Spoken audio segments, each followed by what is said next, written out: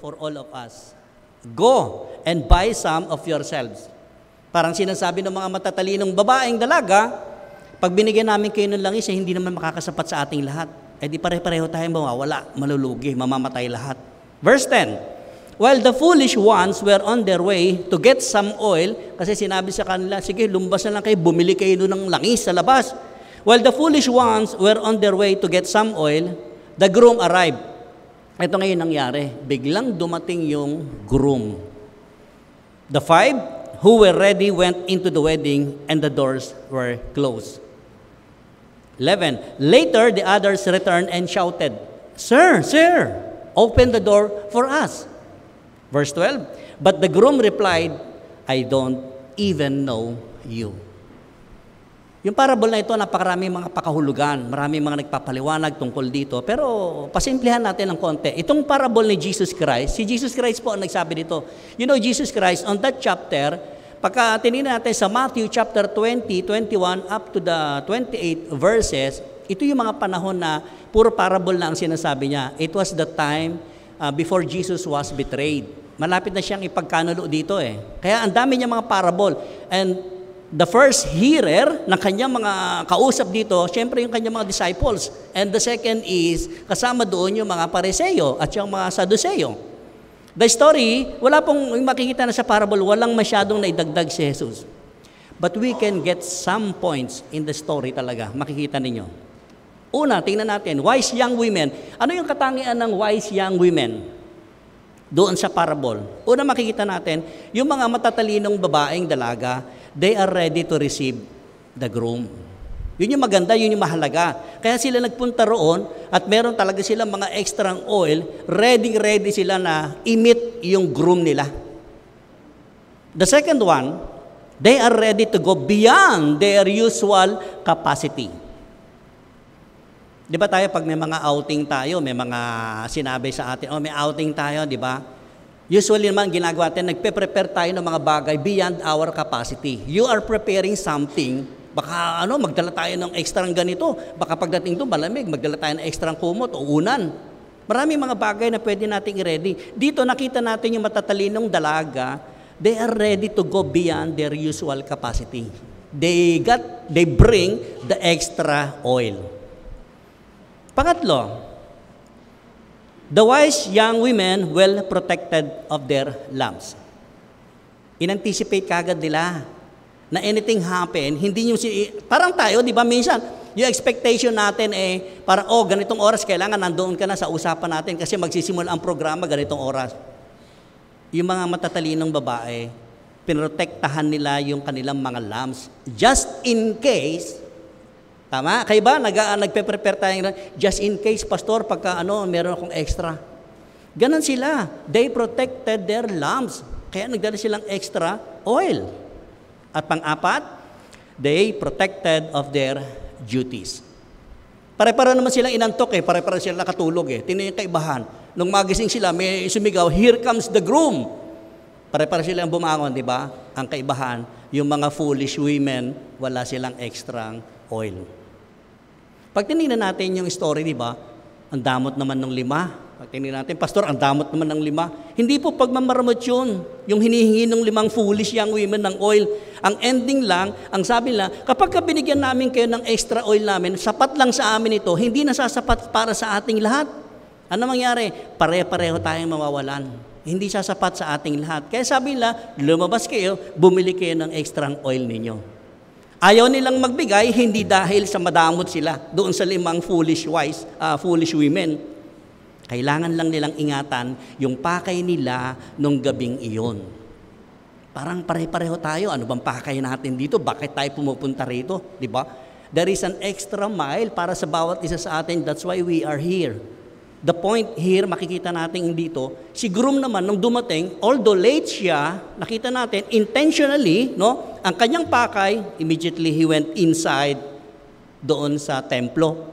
Hindi na siya nagpaligoy-ligoy pa, hindi na siya nag-aksaya ng oras. Di ba gano'n naman tayo pagka we are in a hurry, nagmamadali tayo, pag dumating tayo, medyo late na tayo, dire-diretso ka na sa loob. Yung limang wise women, di ba, handa sila, kaya nung pumasok yung groom, they are all inside also, kasama ng groom. Ano nangyari doon sa foolish? Naiwan sa labas. Kung wedding yung pakay natin, dapat punta agad tayo doon. Tingnan nyo ngayon sa panahon natin, di ba? Pag may mga kasalan. Nako, malate yung mga ninong-ninang. Nandoon na yung bride, nandoon na yung groom. Lahat orchestrated na, nakahanda na lahat. Di ba?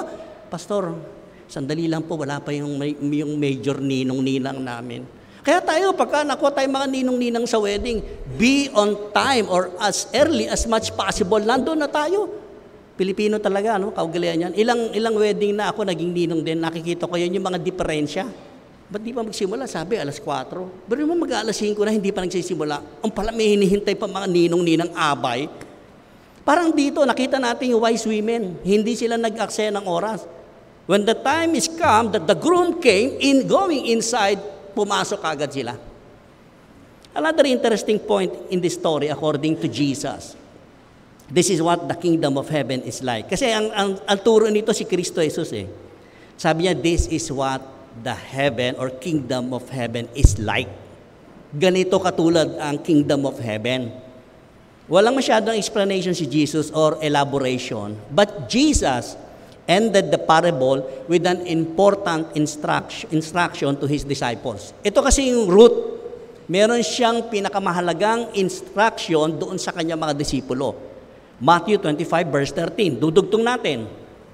Sa 13, ito sinasabi. So, my disciples, it was addressing to His disciples, yung kanyang 12 disciples. Anong sabi niya? Always be ready. You don't know the day or the time when all this will happen. It was a very, very clear instruction galing kay Jesus Christ. Based on the remarks of Jesus Christ, di ba? Parang ang sinasabi niya talaga, tahasang sinasabi niya, maging handa kayo lagi. Alam niyo yung Boy Scout? Ano yung Boy Scout? Ano motto ng Boy Scout? Be prepared. Gumagano ng Boy Scout ba? Be prepared. Always prepared. Parang sinasabi ni Lord, tayo ngayon, maging katulad tayo ng Boy Scout. Be prepared. Di ba, mga Boy Scout, pagka pumito lang yung Scout Master nila, lahat gising ka agad sa madaling araw. Pagpito nun, lahat, nakaganon ka agad. Dito sinasabi rin sa atin, wala nakakaalam kung anong oras o kailan darating yung paghuhukom. So kung uunawain lang natin itong parable in Jesus, yung parabola ni Jesus Christ, marami tayong pwedeng sabihin. I'll give you some points. We can say, according to Jesus, the kingdom of heaven is like.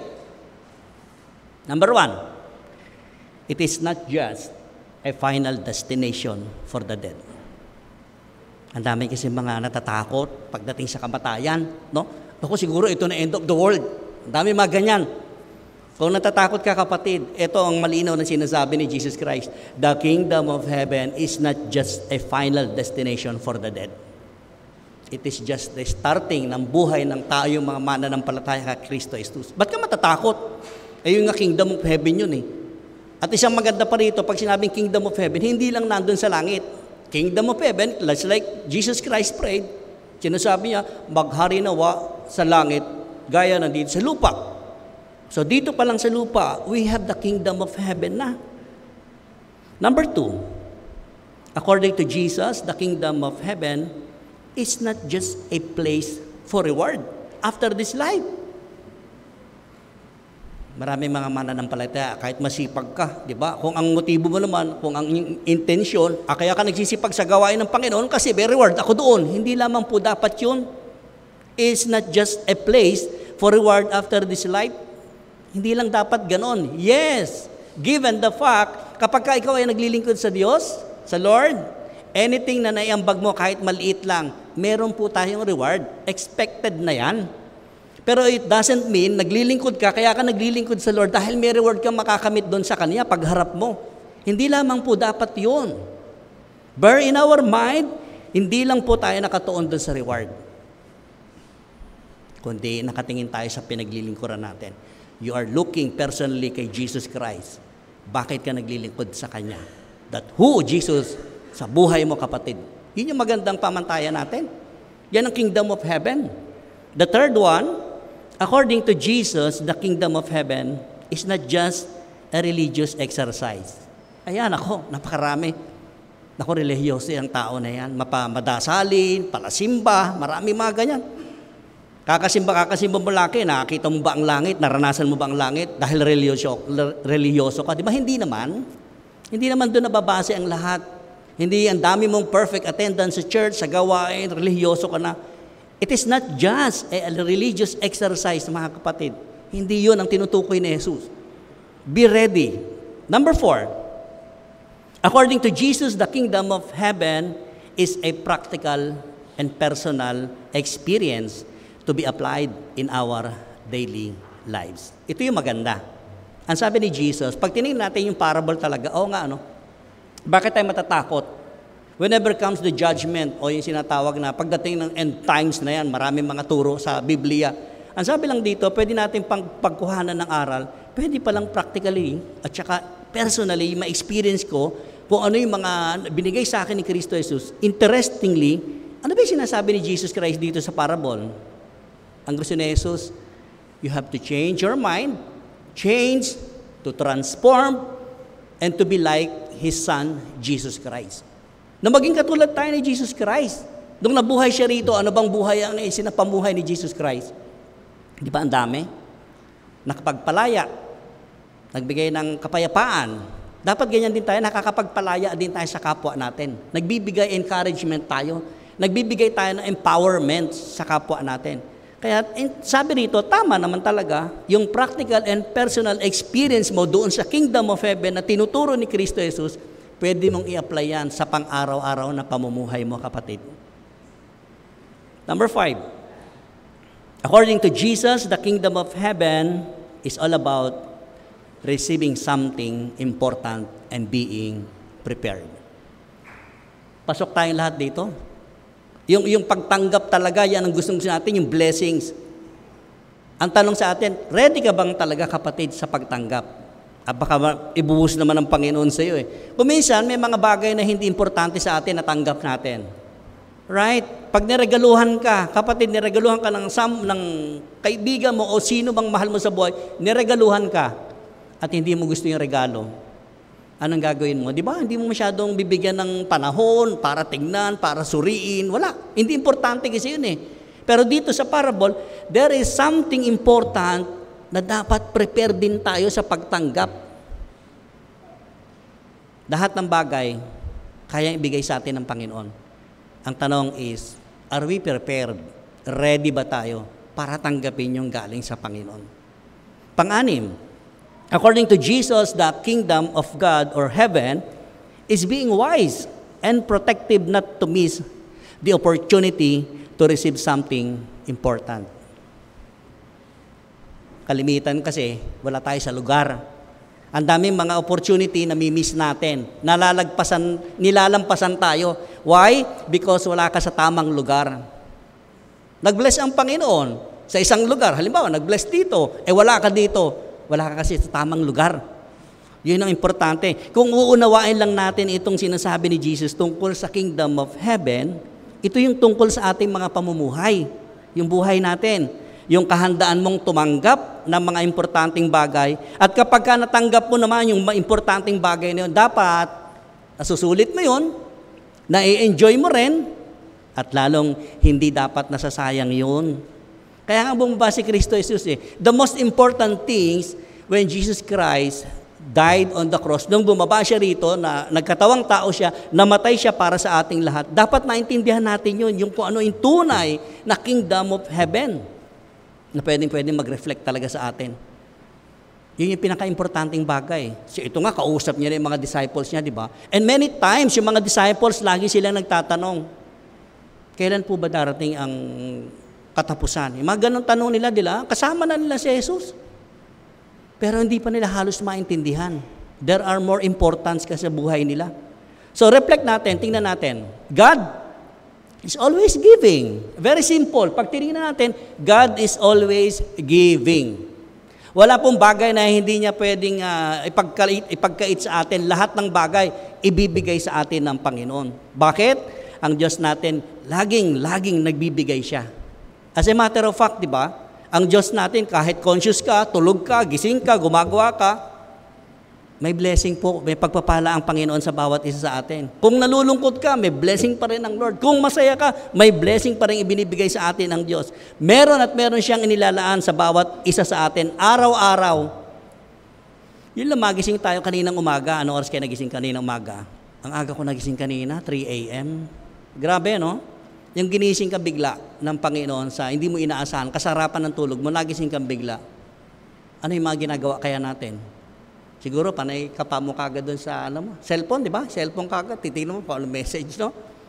There are times sa buhay natin, mga kapatid, yung nasilayan mo ang pagsikat ng araw, yung paglubog ng araw, kitang-kita natin yan. Yung oxygen na hinihinga natin, no? Blessing ng Panginoon sa ating lahat yan. Lahat yan. Even the natural law, blessing lahat ng Panginoon yan.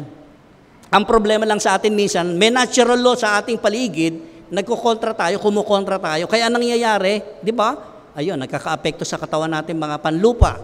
Kaya marami nagkakasakit. Alam mo ng tag-init, lalabas ka ng napakainit, tapos pagbalik mo, sabi mo, inuubo ka, di ba? Pumasok ka sa aircon. May natural law eh. Kaya tayo nagkakasakit. Alam mong bawal sa'yo malungkot, bawal sa'yo ng mga ganitong pagkain. Pagpipilitan mo pang, pwede naman. May gamot naman kasi. There are so many natural laws sa buhay natin na hindi natin pinapansin. Alam niyo kung ano lang magandang gawin natin? Lumagay tayo sa tamang lugar. Kapag may ginawa kang tama, naturalmente, tama rin ang ibabalik sa iyo. Kabaligtaran din naman, pag masama ang ginawa mo, babalikan ka rin ng kasamaan.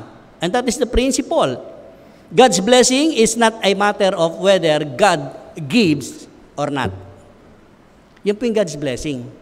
Hindi siya nakabatay, nakasalalay, ang Diyos ba magbibigay ba ngayong araw na ito, magbe-bless ba sa akin o hindi?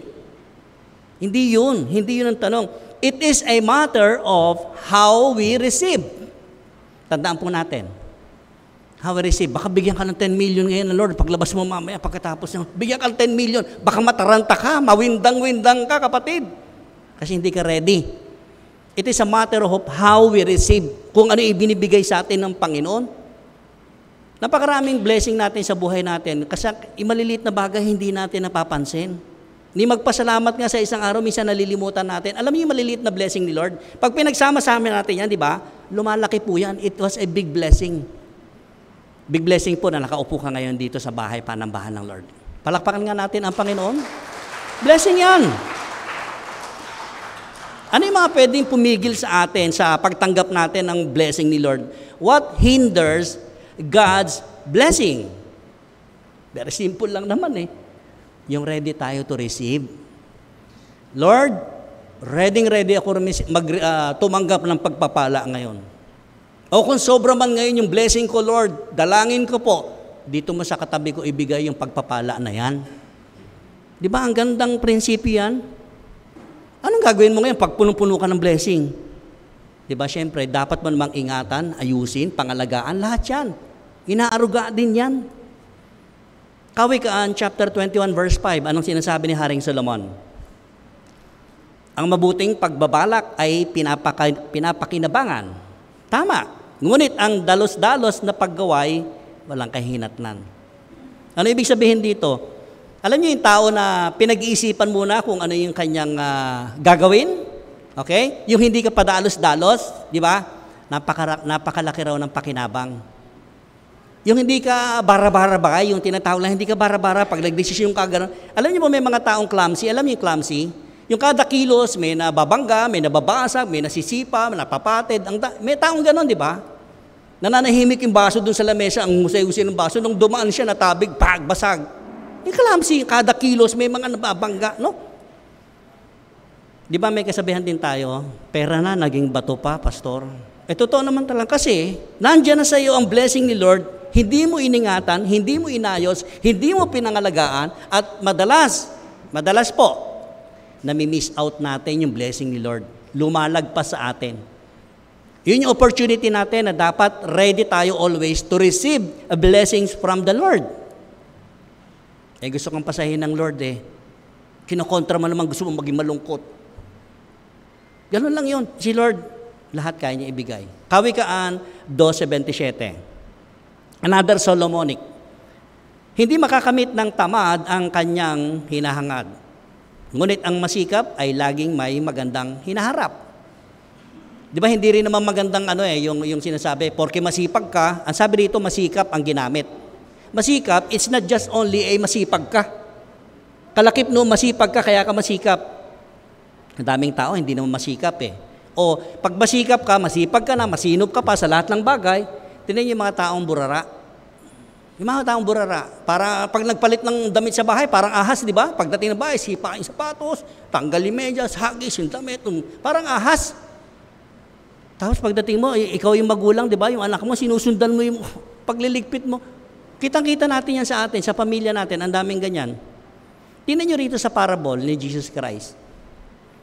Yung 5 foolish women, hindi sila masikap maghanda. Unlike doon sa wise women, pinaghandaan nila. May mga tao, ang konti-konti ng puhunan na pera, di ba? Napapalago nila. Pero bakit may mga taong mayayaman naman, maraming puhunan, pero hindi lumalago? Kadalasan pa nga, madaling maubos.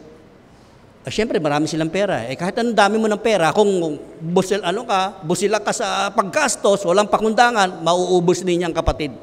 That's why anything blessings come from the Lord, iniingatan natin, pinangangalagaan natin. Para ding tao yan. Lahat ng bagay na galing sa Diyos, pangangalagaan natin, iingatan natin. Kaya nga God's blessing eh. God's blessing is not a matter of whether God give us or not. It is a matter of how we receive. Na-enjoy mo ba kapatid pag binigyan ka ng blessing? O pag binigyan ka ng blessing, tumitingin ka pa sa kapwa mo, ay mas maganda yung blessing niya kaysa sa akin, Lord. Yun yung mga sayang, mga kapatid. Tingin ka ng tingin sa kapatid mo kung ano yung blessing na meron siya, samantalang sa iyo, ang dami-dami ng blessing, sobra-sobra dapat sa iyo, hindi ka makontento. Kaya tuloy, ang nangyayari, hindi tama yung paglingap mo doon sa ibinigay na pagpapala ng Diyos. Actually, yung buhay natin, di ba, blessing yan? Anong dapat natin gawin sa buhay natin? Kapatid, ingatan natin yan. Pangalagaan natin yung ating buhay. Because one day, we are all accountable. Yung mga anak po natin, mga magulang, we are all accountable sa mga anak natin. Mga mag-asawa, accountable po kayo, both spouses. Tandaan po natin yan. O mga anak, accountable din po kayo. Baka akala nyo, wala kayo accountable. Accountable din po kayo sa inyong mga magulang. Lahat meron tayong posisyon, lahat meron tayong parte. No, kapag ang lahat ng miyembro ng pamilya, alam nila kung saan sila lulugar, alam nila kung paano gagamitin yung blessing na ibinigay ng Panginoon sa kanila, then you will see a family stays together, happy together, masayang pamilya yan. Kaya nga God's blessing, it's not a matter of He gives or not. It is a matter of how we receive. Matutunan natin mga kapatid, paano natin tanggapin at pangalagaan, ibalik ang pasasalamat sa Panginoon. Kawikaan 20:21, another Solomonic. Ang sabi niya, ang perang hindi pinaghirapan, kung gastusin ay walang hinayang. Totoo naman talaga to. Sino mga magulang nasa ibang bansa dito? O yung mga anak na sa abroad. Siguro meron dito sa atin, O kung tayo naman yung pamilya dito nasa Pilipinas tayo, OFW yung asawa natin, o yung ating mga tatay, o yung ating mga anak. Di ba wag naman natin sayangin yung pagkakataon? Tama yung Proverbs. Kapag hindi mo pinagpaguran ang pera, yung salo ka lang ng salo ng pera, ang sarap gastusin na walang pakundangan eh. Hindi ka manghihinayang eh. Alam ko, mag-a-agree kayong lahat doon. Pero pagka yung pinaghirapan mo, nisenti mo talaga, pinagpawisan mo, pinaghirapan mo, parang hirap bitawan siya basta-basta. Why? Because ikaw, naranasan mo yun. Now yung mga OFW natin, bigyan natin sila ng pagkakataon na yung ipinapadala nila sa atin dito, isinop naman natin. Huwag natin sayangin. Ang inyo pong lingkod, nag-abroad, kaya alam ko po yung mga karanasan ng mga nag-abroad talaga, lalo OFW, napakahirap po talaga. Isusubo na lang talaga nila, no? Not at all, hindi naman lahat talaga. Yung isusubo na lang nila, ipapadala ko na lang sa pamilya ko. Nandito naman pamilya, bili rito, bili roon, shopping dito, punta roon, lahat, bili. Lalo ngayon, ang bilis bumili sa online. Ang dami. No? Kabago-bago ng cellphone ng anak at hinihiling na naman, may bago raw model, bili mo ko niyan, daddy, bili mo ko niyan, mami. Puro bill mo ko. Blessing yan ng Panginoon. Ang mga OFW po, dugo ang ipinapaawis doon. Alam niyo, sa totoo lang, mga OFW, 3 lang klaseng kinakain sa abroad. Lalo Middle East, sa Middle East po. Nakita ko talaga yun, naobserbahan ko. Ako mismo na-experience ko eh. Alam niyo yung pagkain doon? Itlog, pansit canton, hotdog. Totoo po yan. Biruin niyo, kasi walang panahon para magluto. Trabaho, uwi, tulog. Kailangan matulog eh. Ayun, gagawin, instant noodle na lang, lalagyan mo ng itlog. Ganun lang. Mag-scramble ka na. Ganun at ganun umiikot. How about the family nandito sa Pilipinas? Nagsisikap ba tayo para sa ating mga mahal sa buhay? Nagsisinob ba tayo para sa kanila? Dapat pag may nag-abroad, di ba, may goal. Sweetheart, maximum 10 years na lang ako. Maximum 10 years. Dagdagan mo pa ng 5 years kasi tricycle pa lang inaiipon natin. No? 5 years pa para makabili tayo ng kotse. Nakabili ng kotse, magpa 5 years na, 5 more years. Puro hirit ng hirit. Hanggang sa pagdating dito, ang lagu-lago ng buhok nung umalis, pagbalik dito, kalbo na. Baon pa sa utang. Yan yung mga karanasan eh. Itong pinag-uusapan natin, hindi lamang po ito tungkol sa financial. No? The same thing sa ating mga spiritualidad, yung spiritual life po natin mga kapatid. The parable of Jesus, sabi niya, we have to be ready to receive spiritual blessings. Kung meron tayong tinatanggap na mga material na bagay, no? Financial o anuman po yan, dapat we are always ready to receive yung spiritual blessings comes from the Lord. Ano yung mga spiritual blessings? Siyempre, unahin ko dyan. Pag tayo ay nasa Panginoong Kristo, one thing na makuha mo kagad is kapayapaan. Peace that comes from the Lord. Tama? Pagpayapa ang isip natin, magkakaroon tayo ng kaliwanagan ng isip. At kapag ka nagpaplano tayo, nag-iisip tayo, magiging maganda po, marahan, hindi pa dalos-dalos. Di ba, ang sarap naman mag-isip? Kapag ka ikaw ay may kapayapaan, do not waste the spiritual blessing that you receive. Huwag natin sayangin yan. Kaya ako minsan, pag may prayer tayo, di ba? Pag may prayer, natugon yung panalangin ko. Parang hindi naman yung pinapanalangin ko. Remember, ang sabi ni Lord, hindi mo pa binubuka ang bibig mo, alam niya na ang pangangailangan mo, kapatid. So kung meron tayong mga spiritual blessings, just like peace, wag natin sayangin yun. Wag natin sayangin yun. Dapat pang ang ginagawa natin, pinagsusumikapan natin yan na ayusin, gamitin sa tamang paraan, because it was a spiritual blessings. Ang gagawin natin, make every effort to increase what we receive. Tanggap ang pagpapala, palaguin mo pa, sabi ni Jesus. Ano yung gagawin natin? Make every effort to increase what we receive. Unang-una, peace of mind. Kapatid, blessed na blessed ka kapag meron ka nito, peace of mind. We are living in this fallen world. Napakaraming mga bagahe na pwede natin ma-absorb pag nasa labas tayo. Pero pagka ikaw ay meron kang peace of mind, blessing na po yan galing sa Panginoon. Kindness. The next one, kindness. Kung kind person ka, di ba? Pwede naman talaga. Ano yung mga kapatid nito? Joy, enlightenment, encouragement. Lahat po yan, galing sa Panginoon yan. Hindi po galing sa mga sarili natin yan. So kung meron kang mga ganito na tinatawag natin, make an extra effort naman. Pag sumikapan mo yan, kapatid, na i-multiply mo pa, paano ibahagi sa iba? Yun yung magandang goal natin. Alam nyo, ang spiritual blessings, hindi lang siya incidental. Hindi lang siya incidental sa buhay natin. Pagka ganito ang panahon, peace ka, hindi ganon. Spiritual blessings sa atin ay intentional. Intentional po ang tawag ko rito. Kung meron kang resources, right. Financially, you have the full resources na pwede mong pagkuhanan. Praise God. Kung meron kang kasamang, di ba, ito, blessing lang. Kung meron kang makasama na lagi na maganang kumain, tama? Hindi naman matakaw, hindi masiba. Ay, magana lang kumain, di ba? Lagi mo siya nakakasabay. Ikaw rin, mahawa, masarap ka rin kumain, magana kang kumain. Ay, syempre, pag magana kang kumain, lalakas ka physically. Kasama rin yun. Di ba? Kung may tao ka naman kasama na sinasabi, paglakaran, ang sarap kasama. Hindi KJ. Di ba ang sarap kasama? Masayang bonding. Go for it. Go.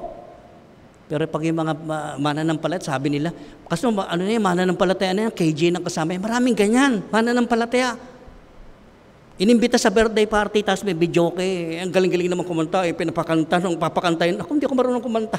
Pag gano'n pa. Pero pag uwi sa bahay, hinayang na, naku sayang, di ako kumanta ron para naipakita ko yung boses ko. Tingnan niyo mga KJ, hindi ganyan. Ang Panginoong Jesus, gustong-gusto niya sa atin na i-enjoy natin ang lahat. Kung meron ka sa araw na to makakasama na kabanding mo, no? Na masarap kasama, masayang kasama, go for it kapatid, go for it. Pero yung malulungkutin, wala na lang pagka magkasama kayo, pag nakikita ka, puro daeng, umiwas tayo doon, nakakahawa yun. Kung meron tayong makakasama, nakaka-encourage atin, at ma-encourage natin din, go for it mga kapatid. Yun ang pinakamagandang blessing sa atin ng Panginoon. That every opportunity to share yung blessing ng Panginoon sa atin sa iba.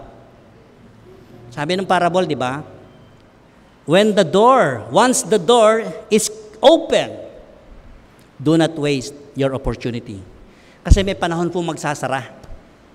May panahon na nagsasara ang pintuan. Pero once the door is open, ibig sabihin, open for all. Open sa ating lahat. Ang pagpapala ng Lord para sa ating lahat. Para sa ating lahat po yan. Pastor, nawalan po ako ng trabaho. Siguraduhin mo naman kapatid, di ba, pagka mag-resign ka sa trabaho mo, see to it, lalo kung may kakayanan ka pa magtrabaho, see to it na meron ka kagad lilipatan. That is a practical way.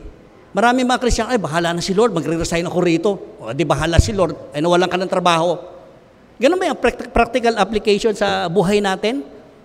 See to it, na kapag ka magre-resign ka doon sa trabaho mo, meron kang dapat nalilipatan pa, lalo't meron ka pang responsibilidad sa pamilya. Well, of course, maganda kung wala na talaga. But of course, kung kaya pa ng katawan, go, enjoy. Tingnan niyo mga taong mahiyain. Mga taong mahiyain na wala sa lugar, yung sobrang kini, yung sobrang mahiyain, di ba? Sila yung mga laging talunan, sila yung lugi lagi sa buhay. Because there are so many things na mi-miss out nila, nalalampasan sila ng pagpapala. Eh paano tayo bubusugin ng pagpapala ng Lord kung sa maliit na bagay, nakakalagpas pa sa iyo? What more kung big blessing pa ibigay sa atin? Kaya sabi ni Lord, na pagkatiwalaan ka sa maliit na bagay, pagkakatiwalaan kita sa malaking blessing. Yun ang sinasabi ni Jesus. Matthew 25, verse 10 to 12. Tingnan natin. Tuloy natin yung parable. While the foolish ones were on their way to get some oil, kasi lumabas sila eh, the groom arrived. Biglang dumating ngayon yung groom. The 5 who were ready went into the wedding and the doors were closed. Naiwan yung 5 dun sa loob, kasama ng groom pumasok, lumabas naman yung foolish. Later, the others returned and shouted. Nakabili naman sila eh. Nung langis, extra langis eh. Ang sabi nila, ang sigaw nila doon sa pintuan, Sir, open the door for us. Buksan po rin yung pintuan para makapasok kami. Pero ang sagot ng groom, sabi, I don't even know you.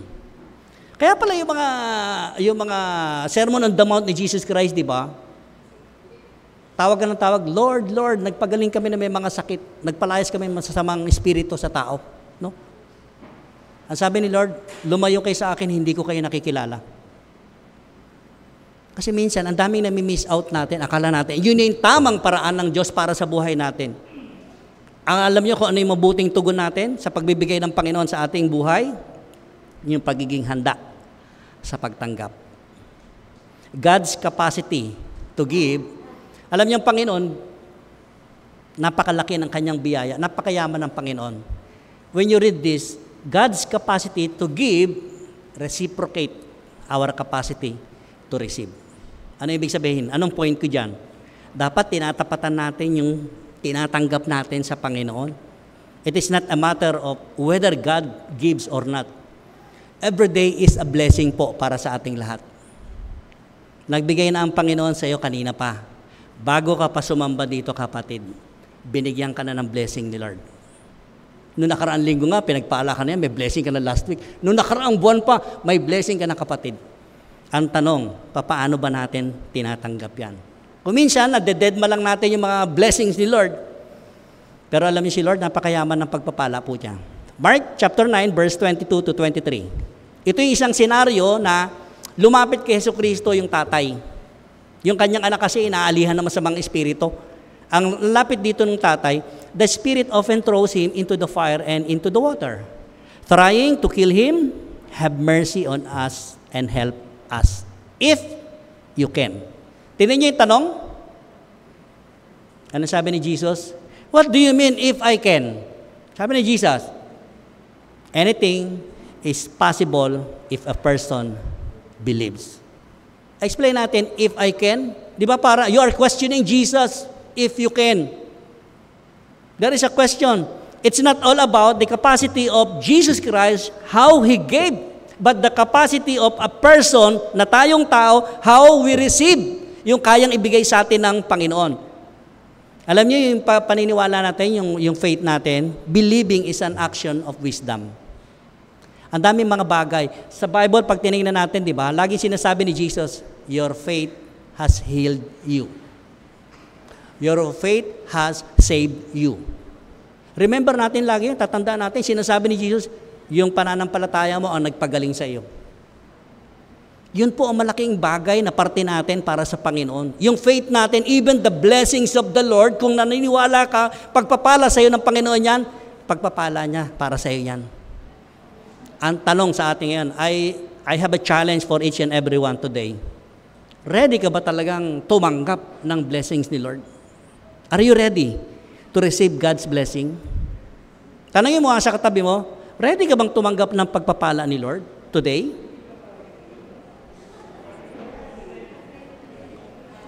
Yes. Every day is a miracle, mga kapatid. Ito yung isa sa mga sinabi ni Jesus sa kanya mga alagad. Tingnan nyo. John chapter 16, verse 12 to 13. This is the last verse. Ang sabi ni Jesus Christ sa kanya mga alagad, there is so much more I want to tell you, but you can't bear it now. Marami pa akong bagay na ipapahayag at sasabihin sa inyo. Parang ganyan sinasabi ni Jesus Christ, literally. Tama? Pero hindi nyo pa makakayanan sa ngayon. Kasi baka sumobra naman eh. Di ba may prayer sa Bible na, baka bigyan mo ko ng labis-labis, sobra-sobra, makalimutan naman kita. Bigyan nyo lamang po ako ng tama at para hindi ako magkasala. At huwag namang kakulangan at baka ako'y magkamali ako. Ang sabi sa verse 13, when the Spirit of truth comes, He will guide you into all truth. Yun yung maganda. Ang nag-guide sa atin ngayon, yung Espiritu Santo. Ang sabi rito, He will not speak on His own, but will tell you what He has heard. He will tell you about the future. All we have to do, kapatid, be ready to receive God's blessings. Tayong lahat ay yumuko sa presensya ng Panginoon. Amang Banal, maraming salamat. Nakikita mo ang iyong mga anak na nakayuko, nakapikit. Kayo po ang lubos na magpahayag kung ano po yung naisin nyo sa buhay ng bawat isa. Turuan nyo kami na maging handa sa pagtanggap, lalong-lalo naman po manggagaling po sa inyo. Dalangin po namin sa oras na ito ay patuloy na ang pagpapala ay dumaloy sa bawat isa at kami naman po ay madaluyan ng pagpapala papunta sa kapwa namin. Turuan nyo po kami, Lord, na magbahagi. Kung ano man po yung tinatamasa namin, Lord, nawa maging daan ito at it is a way of living. Yung sinasabi mo sa amin, Lord, Kingdom of Heaven is at hand. Nasa sa amin na yung Kingdom of Heaven. And thank you, Lord, for this word that we can put in our lives practically. Magamit namin na pundasyon ito sa aming mga pamumuhay. That there is always blessings comes from you. Nawa sa pagtunghay namin, dalangin ko po na ang bawat isa ay patuloy na maghari ka sa puso at isipan. Kayo po ang siyang patuloy na maupo, magbaniobra sa mga buhay namin, at nang makita namin yung tunay na pangungunan nyo sa buhay ng bawat isa. We thank you. We bless your name. We give you always glory and honor. In Jesus' mighty name we pray. Amen.